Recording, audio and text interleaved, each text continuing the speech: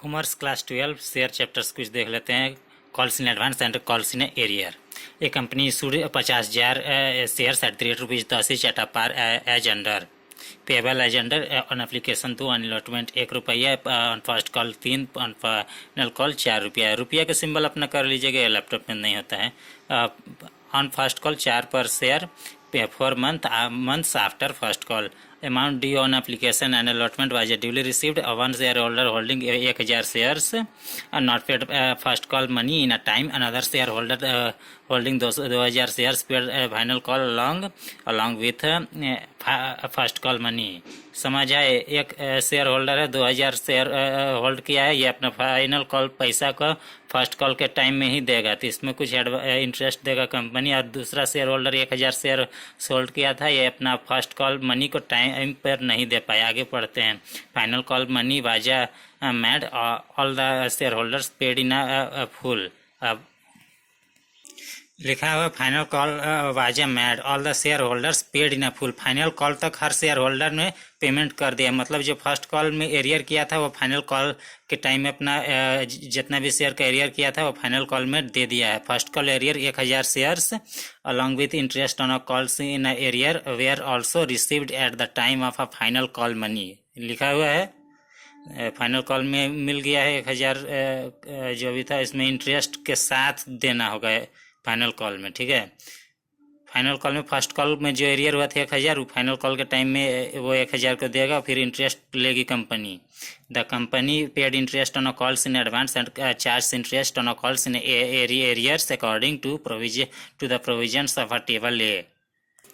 देखिए solution journal करना शुरू कर दिए हैं, ठीक है। तो यहाँ पे तो सब नॉर्मल है। एक काम करना है, जब भी एक जर्नल बनेगा उसके नीचे से इस तरह का लकीर खींचना, ऐसे वाला तो डेबिट क्रेडिट ये जगह खिंचाएगा लेजर वैल्यू में, डेट में भी, लेकिन ऐसे वाला एक कंप्लीट होगा एंट्री, फिर ऐसे कर देना लाइन, ठीक है। नॉर्मल दिख रहा है। अलॉटमेंट तक हो चुका था। Share first call account debit 1.5 lakh, share to share capital account 1.5 lakh, bank account debit 1,55,000, call in arrear account 3,000 रुपये। 1,000 शेयर होल्ड किया था, एक शेयर होल्डर ₹3 मांगा है, कॉल सीनियर में हो गया। To share first call account 1.5 lakh, to calls in advance account हो गया 8,000 रुपया। एक शेयर होल्डर ने 2,000 शेयर होल्ड किया था, वो फर्स्ट कॉल का फाइनल कॉल का पैसा फर्स्ट कॉल में ही दे दिया था, ठीक है। तो ये फर्स्ट कॉल ही है, हो गया। देखेंगे आगे। अल्टरनेटिव भी दे दिए, दूसरा वैकल्पिक बैंक अकाउंट डेबिट हो गया, to share call account, to calls in advance account, alternative तरीका, ठीक है। Share final call account debit हो गया 2 लाख रुपया, टू शेयर कैपिटल अकाउंट हो गया 2 लाख रुपया, फाइनल कॉल ड्यू ना 50,000 share at the rate rupees 4 पर शेयर, रुपीज वाला सिंबल कर लीजिएगा, ठीक है। और शेयर अगर क्वेश्चन में इक्विटी शेयर लिखा है तो शेयर के आगे इक्विटी लिख देने का काम खत्म हो गया, ठीक है। प्रेफरेंस शेयर का तो शेयर का पहले प्रेफरेंस शेयर का क्वेश्चन है, शेयर का पहले प्रेफरेंस लिखना है और परसेंटेज दे देना, जो भी परसेंटेज होगा। आगे देख लेंगे। बैंक अकाउंट डेबिट हो गया 1,92,000, calls in advance account debit हो गया 8,000 रुपया, to share final call account 2 lakh रुपया, final call money received after adjusting calls in advance, ठीक है। ये calls in advance final call का पैसा हमको फर्स्ट कॉल में ही मिल गया था, तो यहाँ पर देख सकते हैं कि टू कॉल्स इन एडवांस जो है ना क्रेडिट में, ऊपर वाला में भी टू कॉल्स इन एडवांस जो है क्रेडिट में है 8,000 रुपया, तो इसको कॉल्स इन एडवांस को डेबिट कर दीजिएगा। तो मतलब अगर डेबिट में 8,000 रुपया कॉल्स इन एडवांस है और ऊपर में थी क्रेडिट में 8,000 कॉल्स इन एडवांस है, तो डेबिट क्रेडिट जीरो हो गया, खत्म हो गया ना, उसका कहानी हो गया।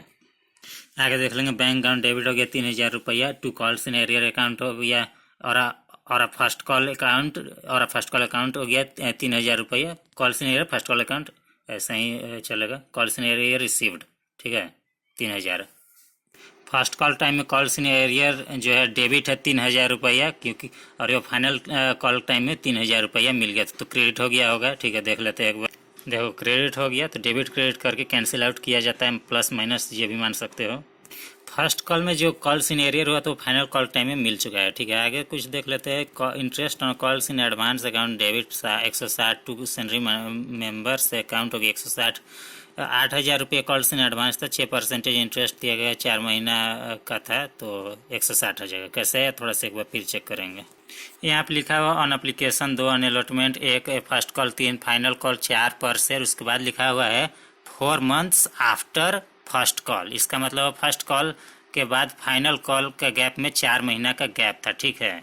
और कॉल से इन एडवांस का 6% इंटरेस्ट, तो ठीक तो है कि 4 महीना पहले दिया था। दिसंबर के जगह अगर मान लो 4 महीना पहले कितना होता है, अब छोड़ो बाद में जोड़ लेना, मतलब 4 महीना का इंटरेस्ट देगा कंपनी कॉल्स इन एडवांस में। आगे की एंट्री देख लेंगे। सनरी मेंबर्स अकाउंट डेबिट हो गया 50 रुपया to interest on calls in arrear account, ये interest due on calls in arrear, यहाँ तो निकल गया। Sundry members to bank interest paid on calls in advance, ये तो हो गया होगा। आगे देख लेते हैं। Statement of profit and loss हो गया 160 to interest on calls in advance, interest on calls in advance transfer to statement of profit and loss. आगे भी देख लीजिए कि interest on calls in arrear account debit हो गया 50 रुपया to statement of profit and loss हो गया 50 रुपये। इसका भी narration interest on calls in arrears transfer to statement of profit and loss हो गया कंप्लीट। यहाँ से शुरू होता है यहाँ पे interest on calls in advance to sundry members हो गया, sundry members to bank account, sundry members to interest on calls in arrear bank account to sundry members, फिर से statement of profit and loss to interest on calls in advance. फिर बाद में देख लेंगे सब हो गया statement of profit and loss to interest on calls in interest on calls in arrear to statement of profit and loss. Calls in advance में interest देना होगा, कितना होगा सर 6% और कॉल्स इन एरियर में इंटरेस्ट 5% होगा। कॉल्स इन एडवांस में 6%, calls in arrear में 5% का इंटरेस्ट है, ठीक है।